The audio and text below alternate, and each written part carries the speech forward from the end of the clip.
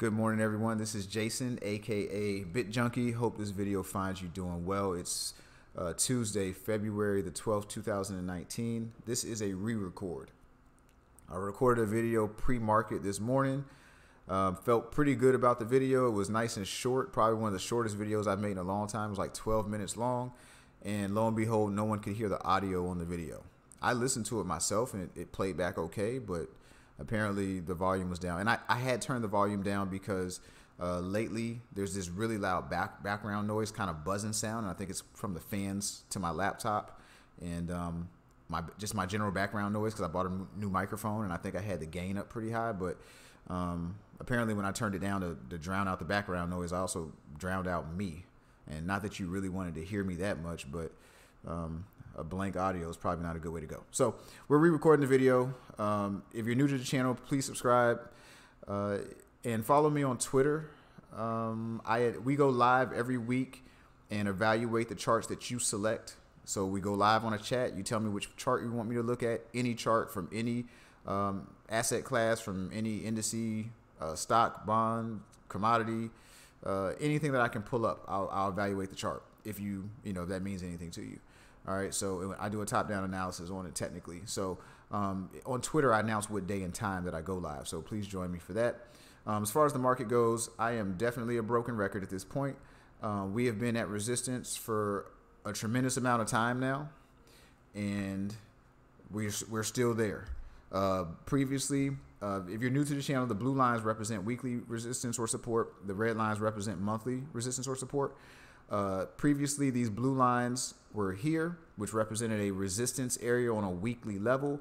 Price consolidated at that point, and the steepness of the angle of the move up when looking at a weekly chart changed my bias and polarity to up on a weekly level. The monthly resistance is still intact. So what's happened is what was resistance here is now support down here, but we're still at resistance at this level. And when we first started this, it was a large block of resistance, basically from like 261 or 260 or whatever it was. I can't remember what it was then, all the way up to 282. So we're just in that zone, but it's just slowly grinding its way up. And I don't have a bias in the market, but this is just a low probability trade. I'm not doing any buying on this particular stock in this area. And yes, I could miss a trade, and I'm okay with that. I'd rather miss a trade than buy into resistance. So that's kind of where I'm at with it. So it's produced a very slow month for me.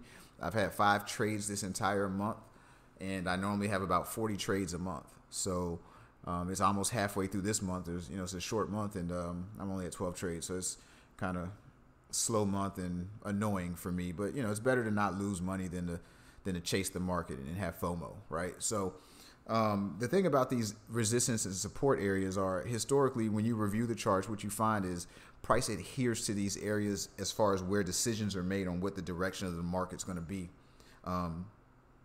going forward. So wars are fought at support and resistance areas between the bulls and the bears.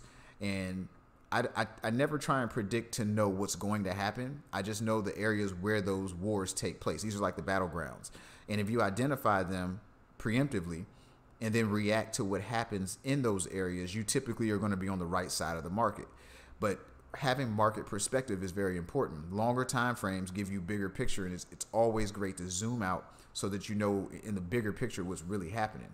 So with these zones being so important, typically, and this is not really my opinion, this is just a lot of years of studying the charts, you'll see the most volume and the biggest moves happen out of these types of zones. This is a resistance area. It doesn't mean that I'm right about the price going down. It's just whatever happens here is going to be a really big telltale sign as to where the market's going to go next. Like if it comes to a resistance area and breaks through it strongly, that can give you a very bullish trigger.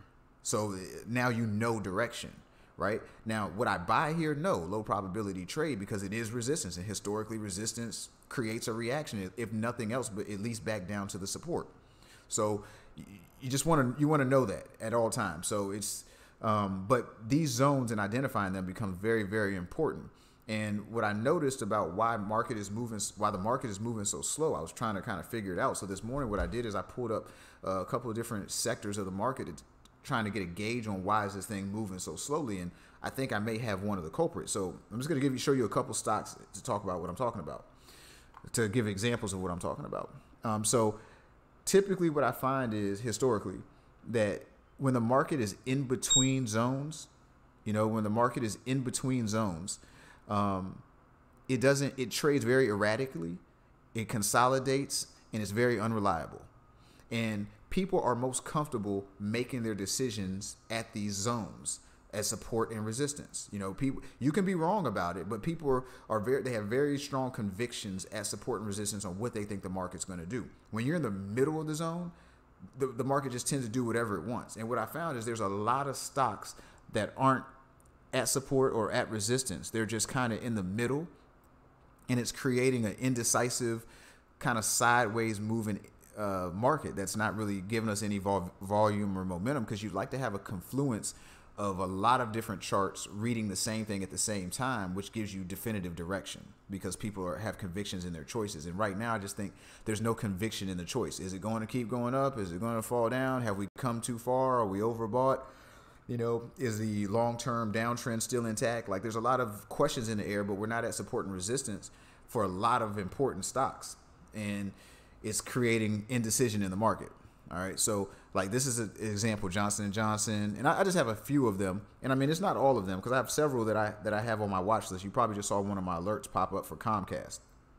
But here's AMD, middle of the zone. Facebook, middle of the zone.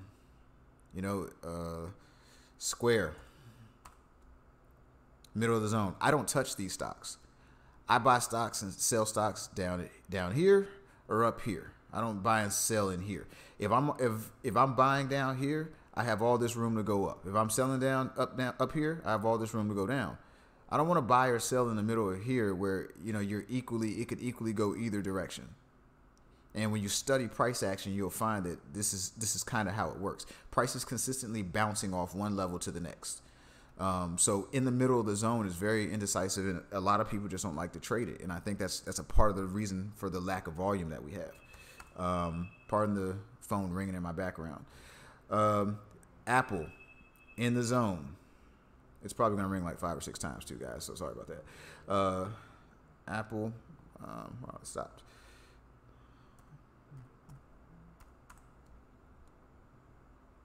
Now, this one's kind of gapped up. See, the market was closed before I made the video, so this one's gapped up closer to a resistance area. So typically that brings in buyers or sellers, Micron, middle of the zone. We're just going sideways. And a lot of that was tech. But if you look at some stuff in cyclicals, Target, same thing. Best Buy,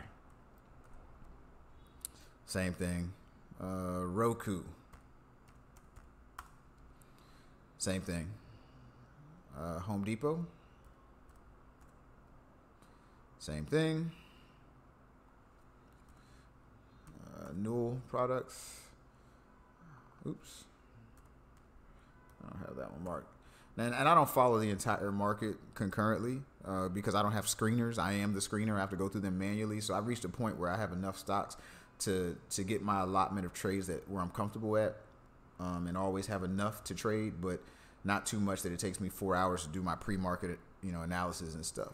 And even in sectors like materials, U.S. Steel, it's just, so I think the market is not really, a lot of the times what happens is when you get the biggest moves is you'll reach support and resistance across a broad spectrum of stocks or whatever market you're trading. You'll get to the same level. There'll be a ton of correlation, and then they'll make the decision collectively to go a direction. And right now, I think we're scattered. Some places are at resistance support. Some areas, some charts and different stocks are in the middle of the zone. Some are, almost there. It's just, there's no definitive direction right now. So right now, I'm just, I'm sitting on the sidelines, and I have one open trade, Pfizer.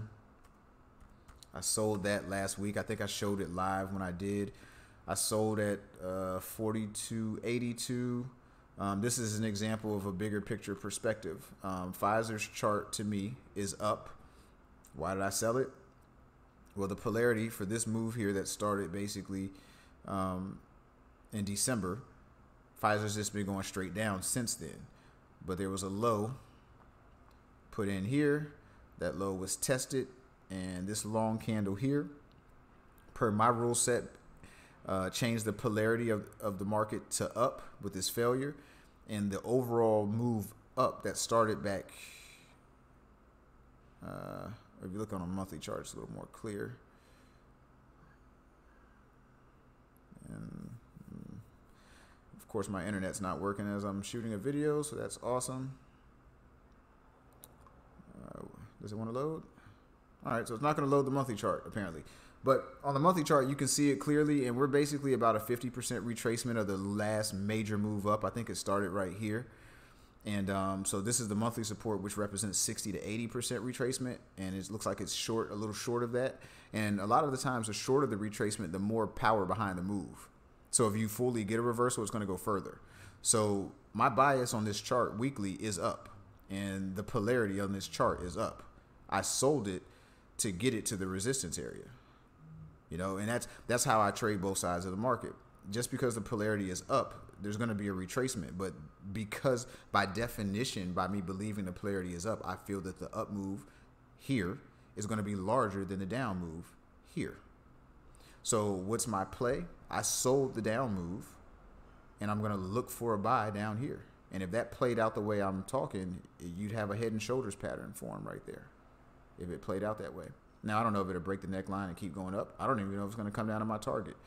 Price could reverse and take me and break. Now, this trade went far enough that I moved my stop loss up to break even, so I can't lose anything on this trade. At the worst, I could break even on it. All right, so there's no risk on the table right now, but I'd be looking for a buy down here. So that's where we're at with the market. Lot of stocks in between trading or decision zones, as I call them, being support and resistance, and just a little over a general lack of direction.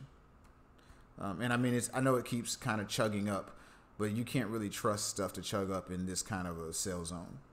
And I mean, you could ignore it and just be of the mindset that the market's going up and I'm a bull and this is what's going to happen and you're wrong and you're wrong. And I mean, you could do that, but historically says you should respect support resistance areas, if for nothing else but for a pullback. And another thing for people making the bull case, you should want a pullback. Pullbacks are healthy for the market.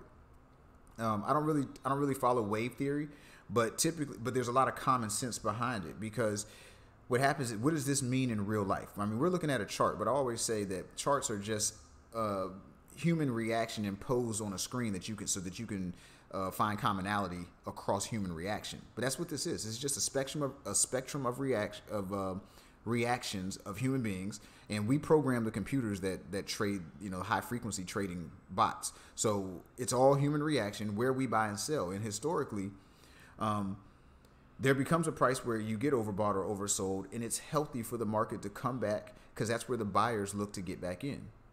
And this wave typically is always bigger than this wave on a true correction, because what it means in real life, which means we had capitulation. Price went way down here, and it basically bottomed out right there on Christmas Eve. And then the market has bought all the way back up. But a lot of people, me included, don't believe in this buy back up. This is just a retracement in a longer, bigger picture downward move. But if price comes to here and convincingly wins this area, doesn't give up the bottom, that's what a retest is, and then goes back up, everybody in the market, or a large majority of the market, jumps into it, and the strength behind that move and the momentum behind that move is typically larger than this move, because there's more belief that this is actually a bottom. So you want, if you're really a bull and you're going to hold stuff for the long term, you want the market to correct, because you don't want a market that's going to keep going up and up and up and up and up, and you're always wondering, is tomorrow the day that the shoe drops? You want it to come down. It's healthy for the run. So this market is overextended, in my opinion, and whether it continues up or down, I'm indifferent to that. I believe it's down, but I'm going to trade it no matter which direction it goes. But what it needs to do is to come back and give us some definition to what it's going to do. Come down here and take out the low, or come down here and fail and let's go up. But just kind of pedaling along at this really slow rate and banging his head up against resistance doesn't give any confidence to do anything. And that's why there's no volatility, and the volume is low, because it's got to make up its mind. up or down, do it. You know, just kind of petering around doesn't really do anything good for anybody. So that's my opinion on the market. This video was much longer than the first one. I tried to shorten it, but you know, that's how it goes. So yeah, that's it. Like the video if you liked it. Subscribe to the channel. We'll go live tomorrow or maybe the next day. I'm not sure yet. I have to see what my schedule is, and it'll probably be the normal time at night around 9 p.m. Eastern, and we'll go over whatever charts you want to look at. But that's about all I have for today. I need to get into my actual trading for today. I saw my alert went off. I hope I didn't miss any triggers or anything. I try not to shoot videos during the market being live, but you know, I didn't want to send you a blank audio video either. So all right, guys, I will talk to you tomorrow or the next day, and you guys have a great day trading, and I'll see you soon.